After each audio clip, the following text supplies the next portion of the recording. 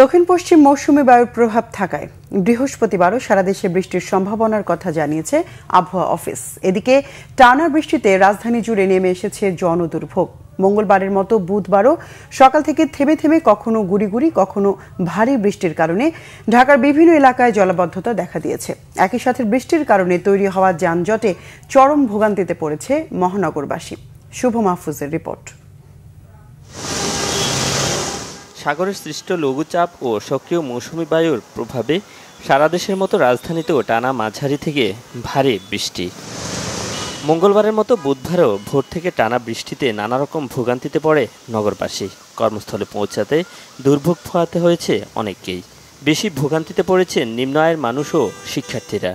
বসে থাকার সময় তো আমাকে নাই, আমরা তো বসে থাকলে তো বাদ পাবো না। দিন মজুরি ভাই, বাসায় লোকজন আছে, বউ আছে, বাচ্চা আছে ভাই, কি খাবো আমরা এখন? এই ওয়েদারের মধ্যে ক্লাস করা একটু ঝামেলা। বৃষ্টির মধ্যে ক্লাস করতে অনেক বিরক্ত লাগে। যদি ক্লাস মেনে না চলে তাহলে আমাদেরকে বিশেষভাবে ব্যবস্থা নেওয়া হবে এগুলো বলছে, এবং এটা খুবই বিরক্তজনক।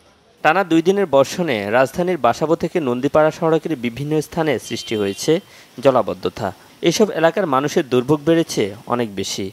পানি আছে মনে করেন, এখান থেকে মনে করেন বাসাবো তো আছে, নন্দীপাড়া তো পুরোটা এ পর্যন্ত ভাঙ্গা। কতদিন ধরে এই অবস্থা? সামান্য একটু বৃষ্টিতে এই পানি জমে একেবারে খুবই খারাপ অবস্থা, মানুষের জনভোগান্তি যাকে বলে।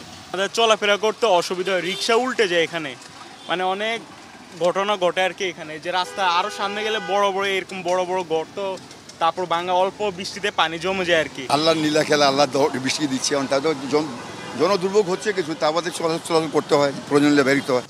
আবহাওয়া অফিস বলছে, ভারতের পশ্চিমবঙ্গ ও বাংলাদেশের খুলনা এলাকায় একটি লঘুচাপ অবস্থান করায় মৌসুমী বায়ু বাংলাদেশের উপর সক্রিয়।